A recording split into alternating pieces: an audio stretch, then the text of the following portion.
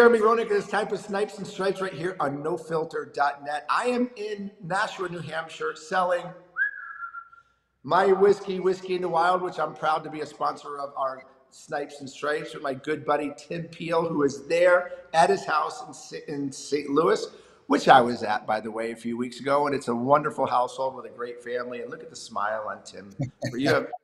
Good to see you, buddy. How are you today? How do you think I'm doing today? I think you're doing amazing. Listen, our show is a hockey show, but very quickly, it was historic last night. Not only did Donald Trump win, he won the popular vote, which he didn't get in 2016. And without getting too political, Americans are they're fed up with the current administration and the cost of groceries and insurance and just everything. And JR, you and I don't know about you, but for years I didn't look at the price of groceries. I just went in and bought it, and I had to buy I bought what I had to buy. But like the other day, I'm going in to buy bacon, and it's $9.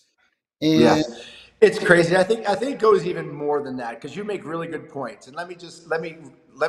I don't care about going politics. I don't care about how I sound. America got saved yesterday, November 5th. America got saved yesterday, and I don't care what anybody says. Our country was going in the wrong direction. We were spending too much money. We're not creating our own energy. We're letting anybody into our country. And we were being run by people who were literally in it for themselves, who don't care about the American people. And I will say this, I will go in for it. Yesterday, we saw an awakening of a group of people who finally see the real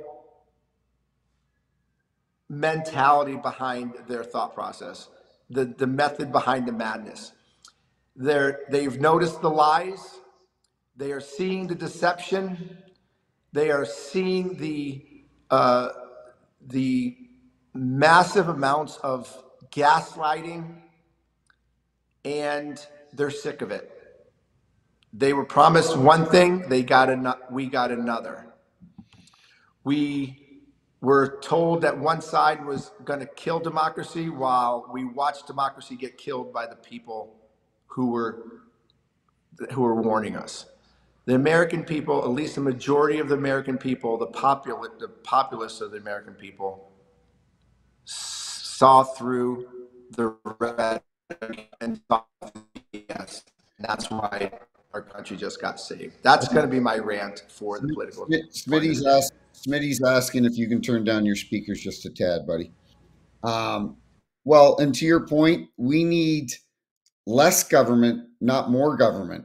And you got poor Peanut the squirrel getting euthanized. They send 10 people from the government to raid this guy's house and kill Peanut the squirrel. Was that one of the saddest stories of the year? It's ridiculous. It's like these are the people. Aren't they the Greenpeace people? Aren't they the people of peace and love? Aren't they the people of protect animals? Protection of animals, make sure we treat everybody, make sure we're humane. And you have a happy squirrel, and you take it because why? And you kill it because why? Because some Karen complained that somebody had a squirrel as a pet. It's ridiculous. The problem is these people are bored because they have nothing to do, and they're mad at the world, and they just want to make other people's world angry and sad, and it's really bad.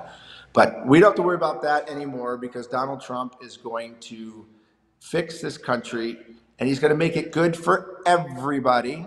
Everybody.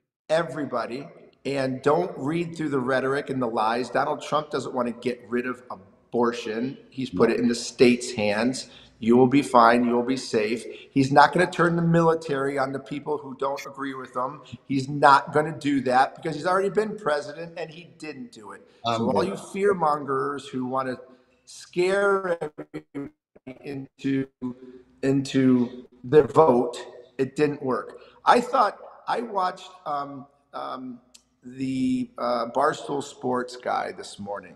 Okay, you should look at his post on Instagram. He does it. What he says is so perfectly bang on. What's his name again? Oh, Dave Portnoy. Dave Portnoy. He says such a good thing this morning. He goes, listen, the Democrats need to regroup and figure out who they are. They ran on fear. They ran on smearing. They ran on trying to call people racists and Nazis. And He's fat. instead of running on policy, they ran on hatred and fear. Yep. And people just don't want that anymore. They don't want it. And So, listen to our listeners. I'm not some radical Republican. I voted for Obama in 2008. I vote for who I think is best for the country.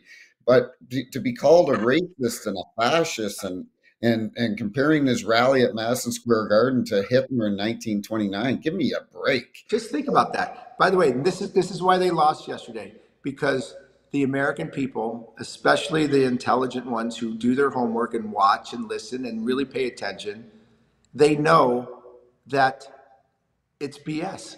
They know that the lies are coming and the lies are.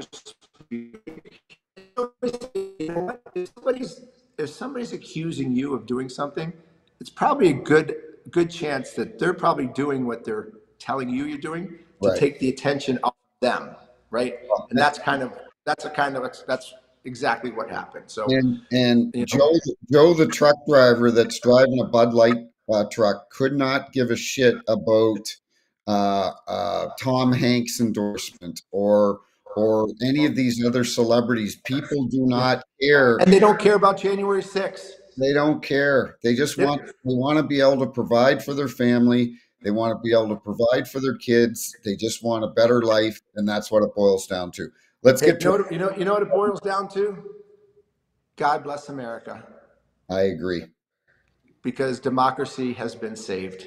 Yeah. Now Donald Trump needs to unite this country and bring it back to where the last administration brought it to, and control the media. Media needs to have way more accountability than what they have right now, and I hope something happens in that sphere as well. Anyway, did you happen to watch the Boston Bruins game last night, or do you want to start someplace else? No, let's start with our sponsors first, and then we'll go to the Boston game. I already said my sponsor. It's right behind me. Whiskey in the Wild, baby. The best whiskey of all time, chocolate and chocolate orange, whiskeyinthewild.com. It's right on top of your screen, too. You can't miss it. I love it. And to protected neck guards, we have the #1 cut-resistant neck guard on the market.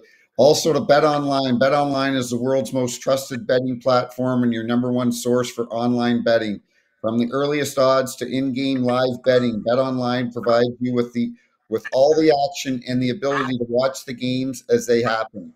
With the largest selection of odds on everything from football, NBA, NHL, to entertainment and political props. Head to Bet Online today to get in on the action with America's most trusted site for online wagering. Bet Online, the game starts here. Thank you to Bet Online. Fantastic. But yes, let's talk about that Boston game, buddy. Okay, so we talk about where the game is today. We talk about the mentality of players. We talk about their toughness. We talk about their competitive level, their commitment to the game. There are certain things that happen in the course of a game when you watch a game now that you just want to jump through the screen and grab the player and shake him and say, "What are you doing? What are you doing? Why are you embarrassing yourself like this? Why are you acting like this? Get up, get up, get up." So we had one of those events last night. It was Toronto Maple Leafs versus the Boston Bruins in Toronto. It was the end of the first period. And Pacioretty, chasing down a defenseman coming out of from around the net into the corner, hits defenseman Peak. Now I don't know anything about Peak. He's smaller. Yeah. I believe his name is Peak. Peeke. I believe his name is. Mm-hmm. I don't know how old he is or how long he's been in the league. I don't know him, but he gets hit along the boards. Yeah. And let me tell you something. I've been hit a million times harder and a million times as much as he got hit there. And I'm not saying you didn't feel pain because you feel pain when you get hurt, but he got kind of crunched into the boards. Didn't hit his head, hit his shoulders. His shoulders got crunched, and he went to the ground. And he laid on the ground. He laid there Yeah. like he was dead. Yeah. Of course, the referee's arm goes up because he sees something happens. They don't want to miss anything. They call a 5-minute major, thinking it could have been a boarding, hitting the head against the boards or something of that nature, right? I'm sitting here saying, that was a perfectly good hit, innocent hit. And by the way, I used to hit 100 times harder and get hit a Yeah. 100 times harder. And yet this kid is laying on the ice. Now the game stops. The referees decide they're going to go to a replay, okay? Which I think everybody questions a replay. But when I hear that they're going to a replay to review this penalty, which is a 5-minute penalty, which could be very detrimental to the game, especially when it's 0-0 at the time, they look at the tape, and it was within seconds. They come back and they're like, reversing the call, no penalty on the play. Yet this kid was down for 3 minutes on the ice, whether he was trying to amplify the situation and get a penalty call, or whether he's accentuating, his injury. It's embarrassing. It's embarrassing to watch. He went off the ice and he didn't come back the rest of the game. Now, I don't know whether he was intimidated playing in Toronto. Maybe he didn't feel good last night. But I'm telling you right now, I'm Who are you not giving talking him the about? benefit. I'm Ready? not. He had the Toronto Maple Leaf flu, maybe. I don't know. I'm not going to give him. Usually, I'll give people the benefit of the doubt. In this situation, I am not giving this player the benefit of the doubt. Why? That Pacioretty plays for Toronto. Why would he have the Toronto flu? not Pacioretty. Pacioretty didn't get a penalty. It was the Keefe kid that was on the ice, laying on the ice, Oh, that left the game and didn't come back. well, Like, I don't. if this is how tough we are, and this is how much pain tolerance we have. Now, could he have separated his shoulder in that little situation? Possibly. I highly doubt it. It was very innocent. But I'm just going to go out on a limb and just say, I don't care. I don't like the optics of it. But you know what? I don't think we can question. First of all, No, usually I don't question, but in this situation right now, I'm going to question it. I have well, every right to question it, and I'm going to question it. Because you know why? Because I have been there before. I've been hit like that. I know how it feels. I know what the situation could be. And the odds of something of that nature going so bad that you have to lay on the ice for 3 minutes and then leave the game for the rest of the game. well, first of all, that's what makes the official job very difficult because They did a great job. They did a great job. in real time, it may have looked worse than it was. That's the great thing about being able to review every major or match penalty that is called in the NHL. JR is immediately reviewed, and they get on the horn with Chris King and the guys in the situation Yep. room in Toronto. And as you said, they looked at it and They looked at it for a second, and guess very what? right, They obviously thought the same thing that I thought when they looked at it. They're like, right, "No, that's not a penalty. Take it away right now." right. I think I would have gone even further if I was a referee. I would have given Keefe 2 minutes for delay of game. Well, you can't do that, but I I get you. don't care if you can't do that. You keep saying you can't do that. I don't care if you can do that or not. I'm just saying, hey, listen, we've changed a lot of rules before. We should start changing rules about delay of game because you're a puss. Well, that's not going to happen. So that's why you're not in charge of the rules. So, Hey, that's right. Listen, I don't deny that. It's you exactly know, right. part, I would not be a good person to be putting in the rules committee. That's for part sure. of the part of the problem too, JR, in with players these days, they don't protect themselves along the boards. I don't understand it. I don't understand that they don't put their hands out their gloves in front of themselves against the glass, brace for a hit. They just let themselves get plastered now. I don't understand. Again, you make such a good point because later in the game, later in the same game, a very good player and a smart player, Pasternak, Yeah, has the puck on the boards. He's coming up the boards, and the Toronto player is coming to hit him. So obviously, Pasternak knows he's going to get hit. right. And the Toronto player is going to finish his check along the boards. So as Pasternak is going up the boards towards the blue line, right before he gets hit, he turns to face the boards Yeah, and he gets kind of hit from behind and he goes headfirst into the boards. I don't know. Now, the player got a 2-minute boarding penalty when Pasternak literally turned the worst way that you can possibly turn Yeah, and put himself in such a vulnerable position that it looked bad. And we talked about this. We had a rule in the National Hockey League that the hit T, the person that gets hit, has to have some accountability about what position they put themselves in. And no way do you ever learn in hockey to turn your back on the boards to a right. hit. You have to cushion a hit. You have to take it on and use the boards and and really brace for it. Mhm. Again, whether Pasternak was not thinking at the time or this game is now that he's expecting to get hit, so he thinks he can make that turn and be okay or get away with it. Either way, it's you got to learn how to absorb a hit and take a hit. And Pasternak is at fault. I don't think it should have been a penalty again, but the referees called a boarding penalty. But it was Pasternak's fault. It wasn't the player's fault. He was playing good, aggressive, clean hockey.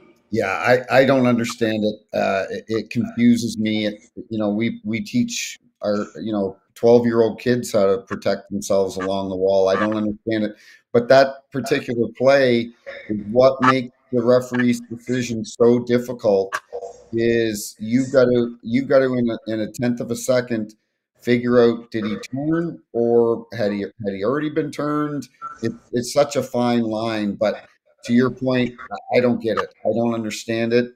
And but we see more and more of it all the time where players don't protect themselves. It's Yeah. boggling, mind Who boggling. who was the kid? Who was the kid that got absolutely destroyed by Truba? I think the other day from Montreal. He comes across the blue line and He's got his head down. He's looking kind of. He's kind of.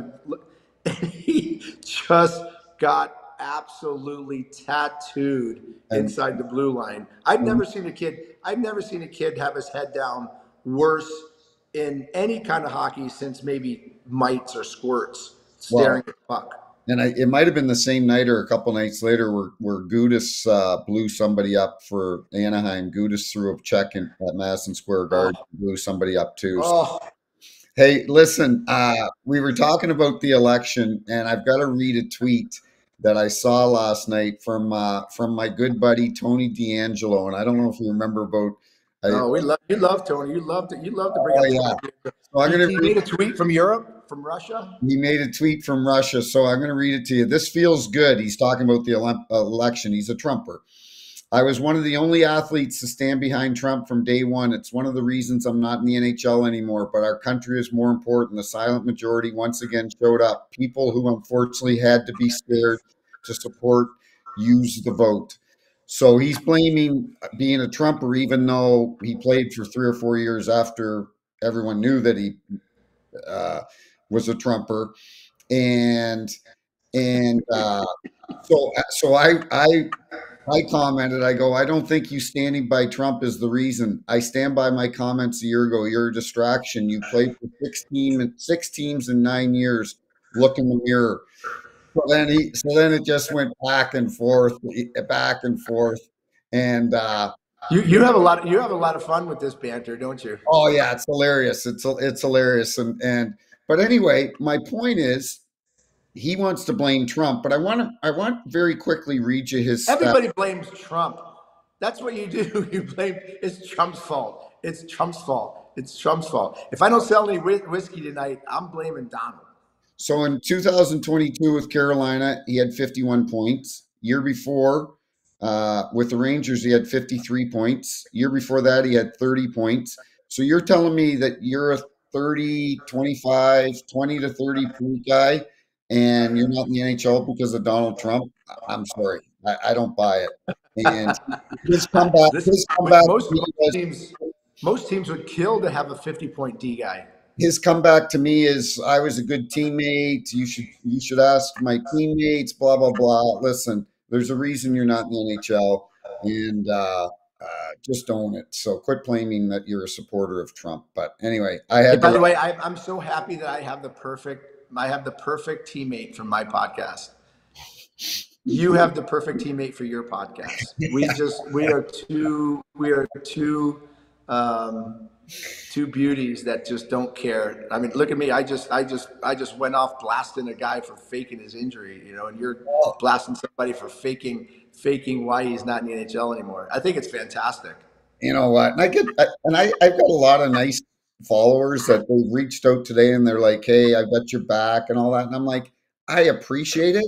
It's very nice of you, but you don't have to have my back. I don't give a shit what people say about me on Twitter. It doesn't matter. All that matters is my family and friends, and everybody else is just a bunch of keyboard warriors. So anyway, two things quickly. One, we have to give a shout out to our good friend and owner of NoFilter.net, Joe Manuel. He's going through a bit of a health issue right now, and we love you, Joe. And we just want to let you know that JR and I are both thinking about you.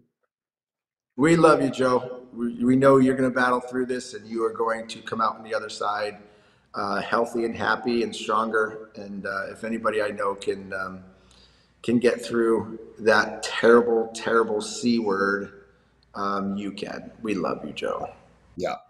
Oh, by the way, before I talk about, I went to the Blues game last night, but I D'Angelo gave me a shot. He goes, "Yeah, you and your 12 listeners on your podcast." And I go, 12? That's pretty good. I said, "Listen," I said, "I'd have you on as a guest, but I said, I don't think the internet's too good in Russia, so we probably couldn't have you on." So that was the last shot that I gave him. So, but talk about a health scare.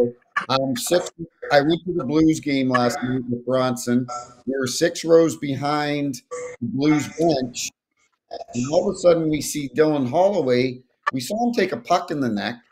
He goes up the ice. I love his quote today. They said, "Why didn't you go to the bench?" He said, "I saw that I had a 2-on-1, so I wanted to complete the play." But he came to the bench, and you saw the mark on Twitter or social media, and it got him in the collarbone or neck area here.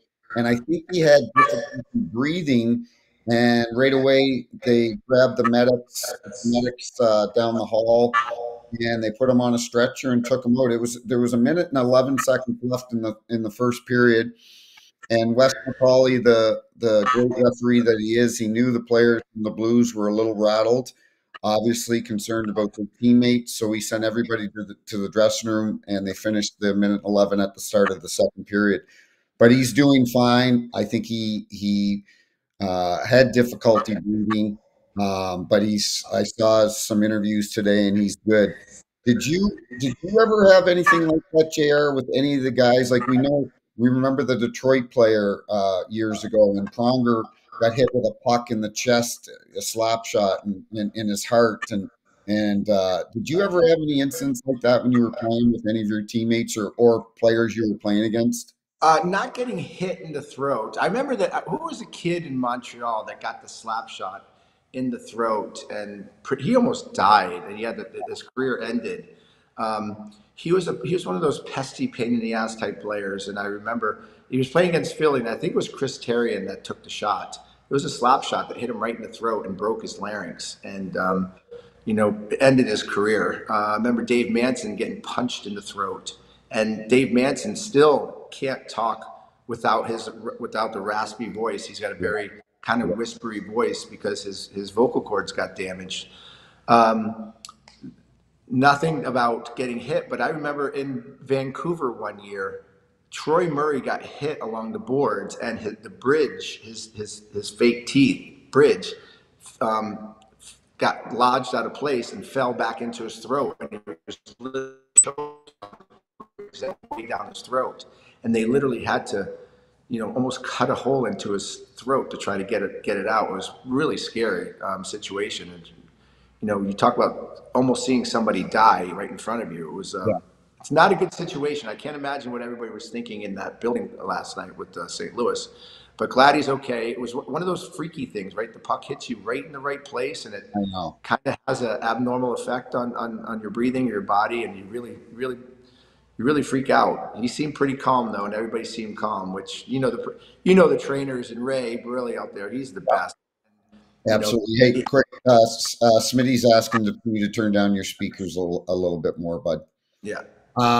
Trent McCleary, thank you, Smitty. Trent McCleary was the player that you were referencing in Montreal, JR.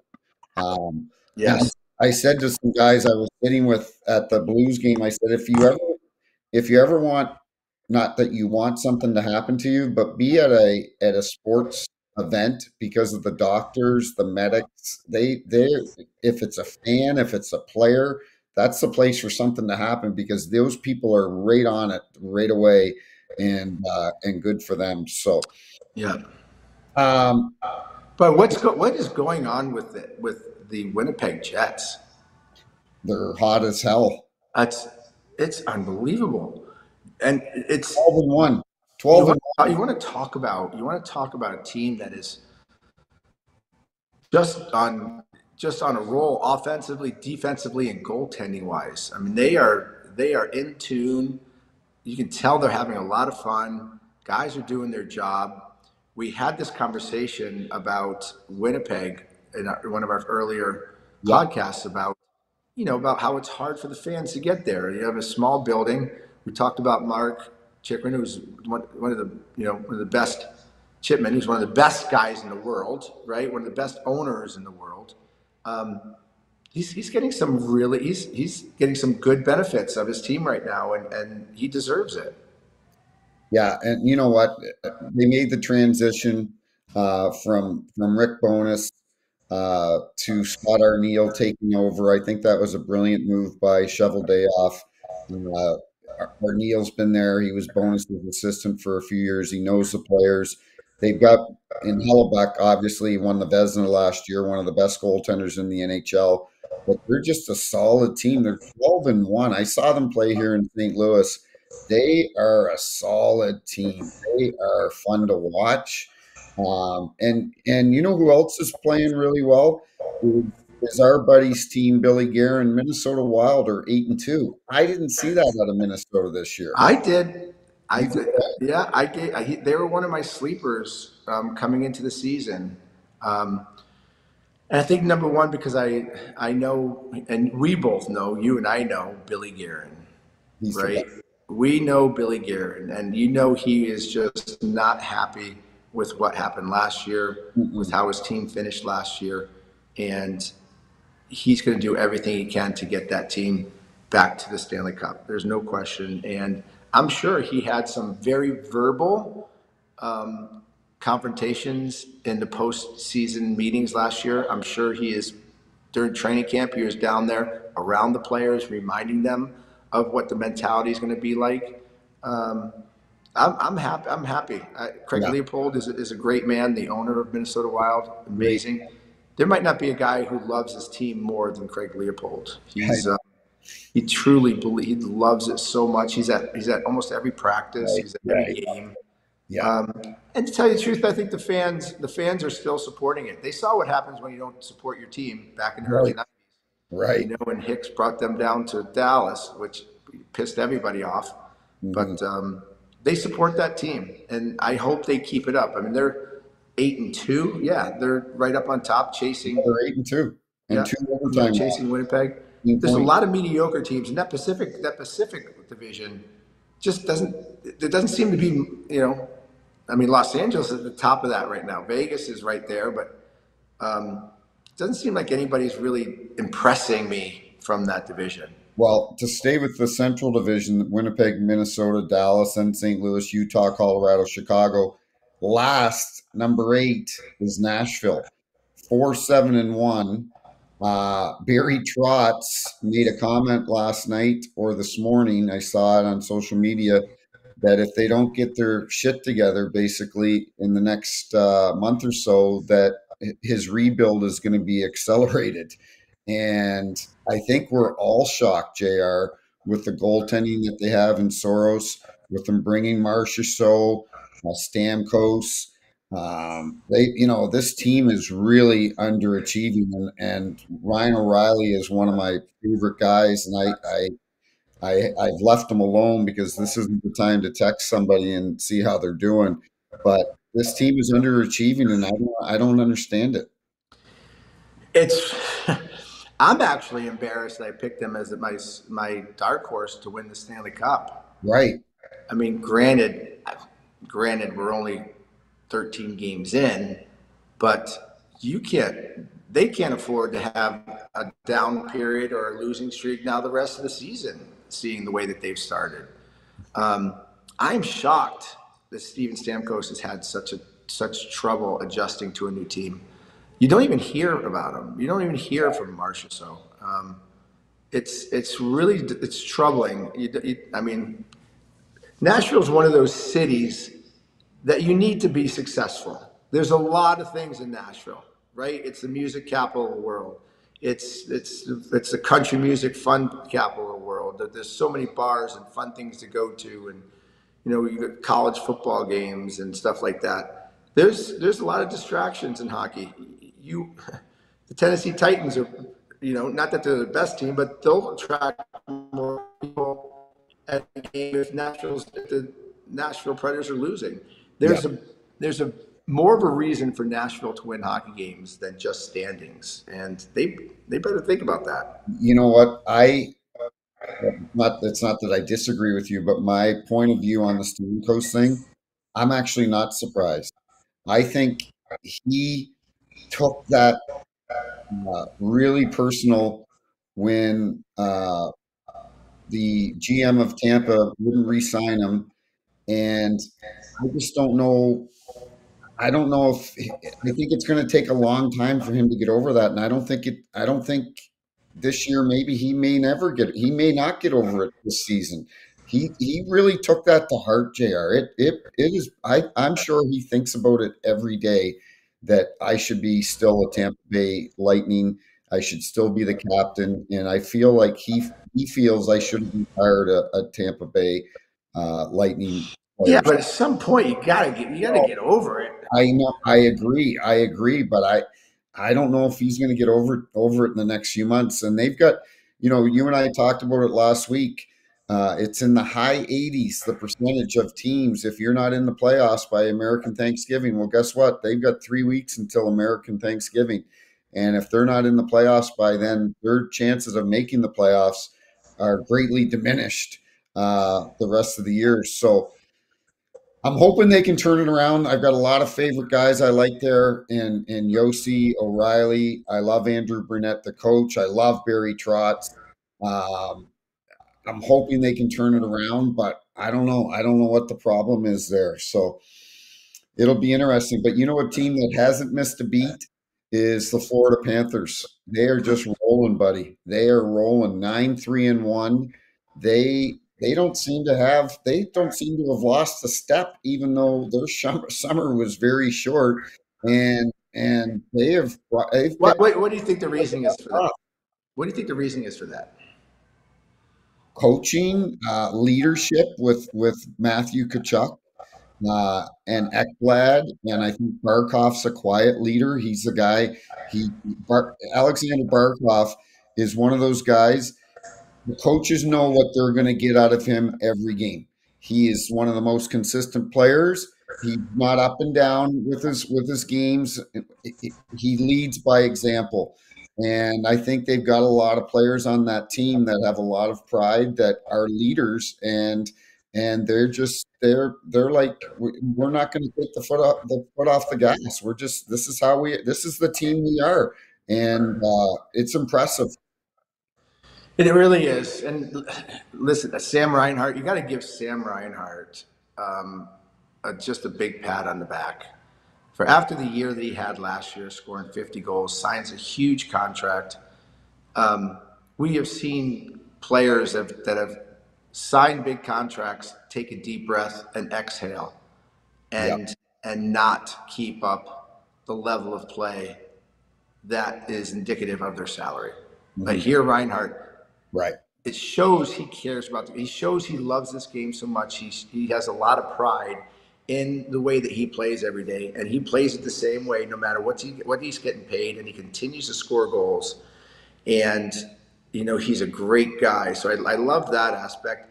And whatever happened to Sam Bennett? This is a guy that everybody thought was just a pain in the ass, third line grinder that can play hard hockey, be a good forechecker, maybe kill penalties, be an antagonist. But look at him go. Look at him play the game right now. He's 8 goals. He's playing on the top line, the second line, and he's kind of changing his identity. And I say this identity. This is why the Florida Panthers are still playing well, Yeah. because they play to an identity. They have a system in play, and they all understand it, and they all play to it. Everybody has their own style of play. Obviously, Barkov has a different style than Bennett. Bennett has a different style than Verhaeghe. Verhaeghe has a different style than Matt Tkachuk. But they play their style of game within the structure that the coach lays out for them and within the system, and they play it hard. Hmm. Is there a player on that team who is soft? No, they don't have anybody. They have no soft players on No, that they team. don't. And you No. know what that means? That means if you're a player playing against that team, you know it's going to be a tough night. Yeah. You know if you're a player playing against that team, you're going to get hit. Yeah. You know if you're a player playing against that team, you are going to feel pain more than one time in the Hmm. course of the game. And you better be prepared for it, because if you're not, they're going to run you out of the building. And that's an identity that is so hard to beat. And unfortunately, so many teams don't get it. They can't grasp that mentality of an identity like that. And that's why the Florida Panthers, were in the finals 2 years ago and lost, but won last year. And now we're on a roll to possibly repeat again. Are you surprised at all? Since we're talking about the Eastern Conference, are you surprised at all with Washington with the start? You know, Ovi's got 7 goals, 7 assists. Wow, what again? Here goes his streak. He starts with 2 goals in like 8 games. He's got 5 goals in the last 4 or 5 games. Yeah. He's he's such a freak. I am surprised. I'm surprised about Washington. Um, I think I know. I think we mentioned it last year, but I am a big fan of this Spencer Carberry. I think he's a great young coach. They're off to an 8-3 start. I don't think anybody saw Washington doing that, JR.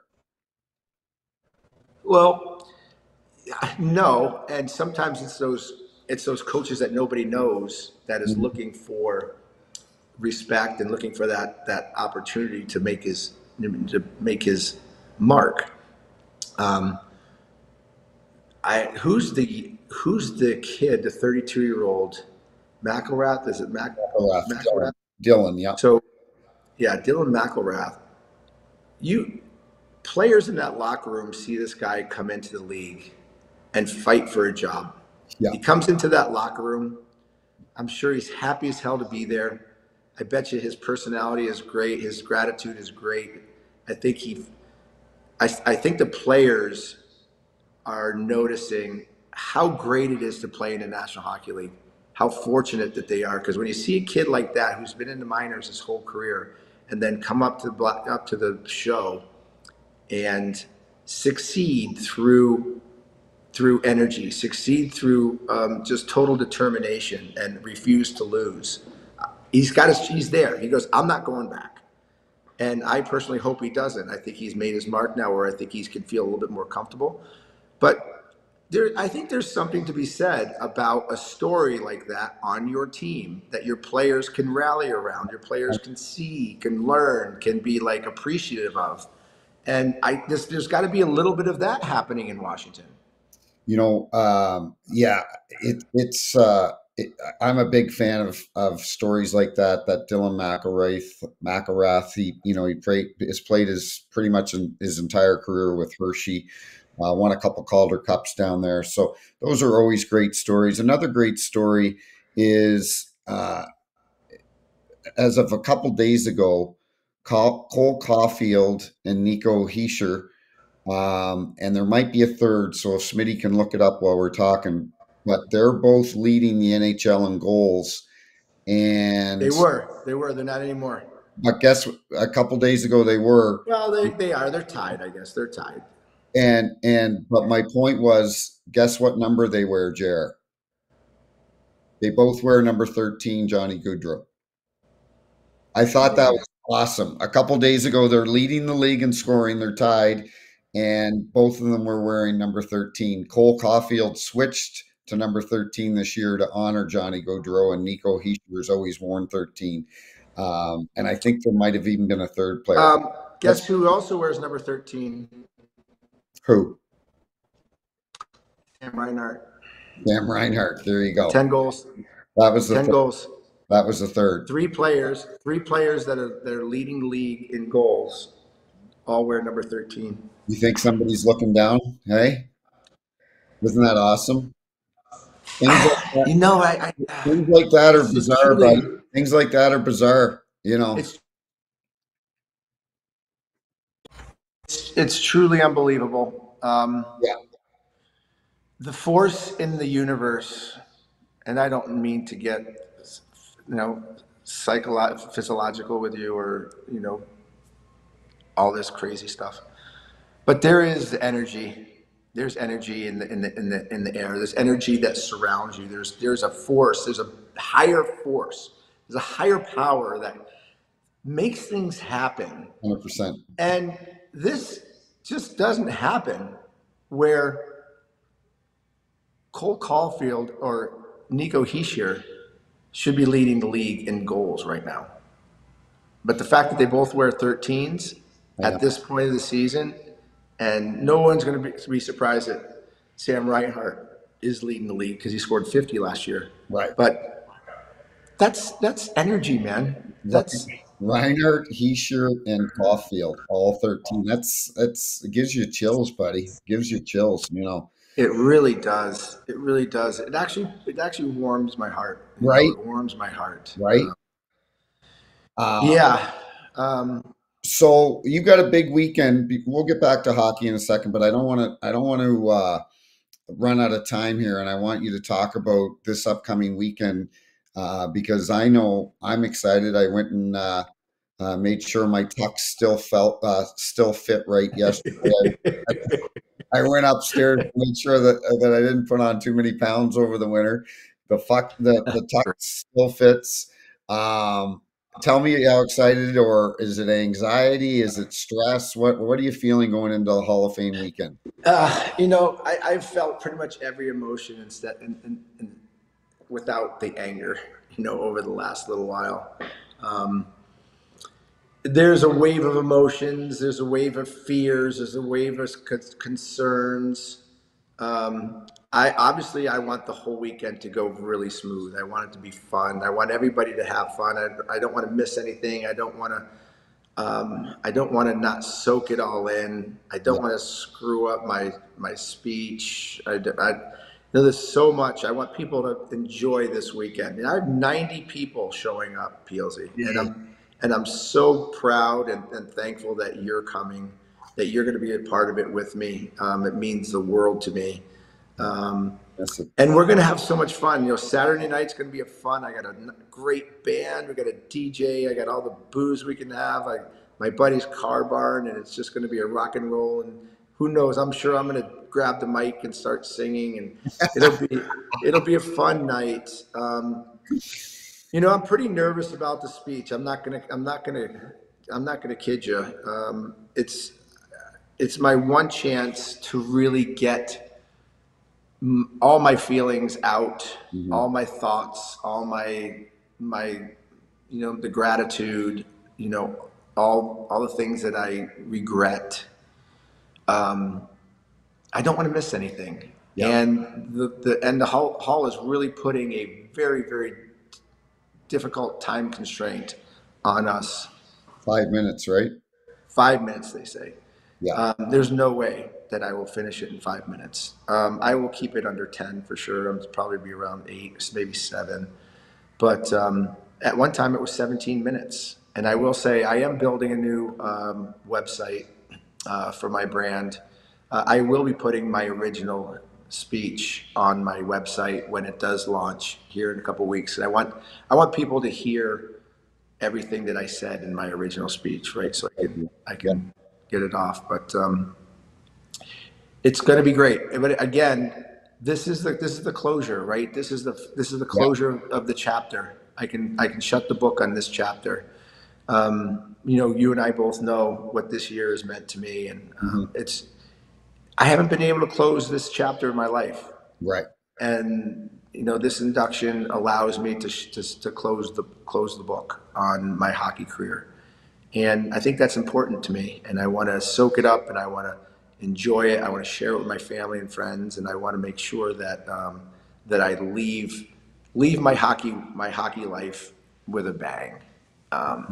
Because there's so much more to life that I'm looking forward to. And it's taken away a lot of the stress and a lot of the questioning and a lot of the I think the sadness that I held inside because of maybe the way that I acted, the things that I said, the Hmm. image that I portrayed, or the image that people or the media portrayed. Right. Yeah, it's really difficult. It's my last opportunity to leave people with the right image and I think thoughts of me. Now you've got to bring your gear, right? Like you play Sunday too in the Hall of Fame game, Yeah, correct? I get my jacket though right around 3 o'clock. The game starts at 3, so I'll probably miss most of the first period. But I'll jump in and play the second half. We got a great team. Ryan Getzlaff is playing. Tony Amonte's playing. My boy Brad May's playing. Eric Lindros is playing. They have a Nice. really good group of guys that are going to be playing in the Legends games at 3 o'clock on Sunday. So thoroughly looking forward to the two playing in that. I don't know if my knees, my back are, but mentally it's going to be a lot of fun. That'll be great. You know what? It's just going to be so much fun seeing guys. For me, seeing guys that I refereed, but for you, seeing guys that you played with, played against, guys that you looked up to when you were growing up that are now in the Hall of Fame that will be at the Hall of Fame weekend. Like it's just the amount of people that we're going to see is just going to bring back so many good memories. Yeah, it is. The favorite part of the weekend for you will be hanging in the lobby bar. Yeah. That's the meeting place for everybody at the end of the day after the festivities, um, where you sit back and you reminisce about the day and you talk about it until you can't remember it anymore. Well, I'm looking forward to meeting Tracy, hanging out with her, hanging out with your kids. I assume your daughter's coming in from Germany. Yep, she flies in direct from Amsterdam to Toronto on Friday. We get in on Friday, and my schedule is immense throughout the entire weekend. They've got you going, eh? They got me going. I literally have 2 minutes to rub together, so I probably won't see you too much during the weekend, except for the party and after Yeah. back at the hotel. But I know you're going to have a blast. You're going to know a lot of people that are there. You're going to be able to enjoy your role through the Hall of Fame because it's a spectacular thing. You get to go in there and see the history of the game, the Right. the people that paved the way for us to be able to get on the ice and play.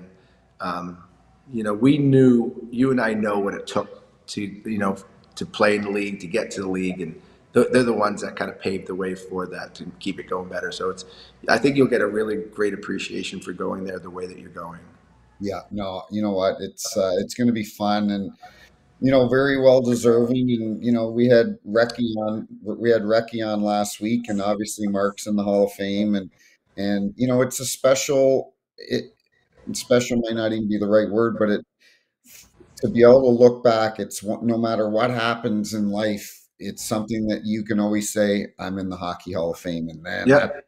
that's an incredible thing to be able to say, right? Yeah, it's a small group, man. It's a small club, and All group. I'll be So proud to be it's there. going to So be fun. I'm excited about it. And I can't wait to be a small piece of it. And we'll have fun on Friday or we will have fun, and I'm going to have fun selling some whiskey. And I have to get going because it's time. I see people lining up right now, right outside the door. That's So awesome. because of Whiskey in the Wild, which is one of our sponsors, I thank you to Protected Net Guards and Bet Online. PLZ and I love you for your support, and we love everybody for listening. So from Jeremy Roenick and from Tim Peel, this has been Snipes and Stripes right here on nofilter.net. We will see you next Wednesday. Don't know the time yet, but we will definitely come and make your day. See you later, PLZ. Yeah, buddy.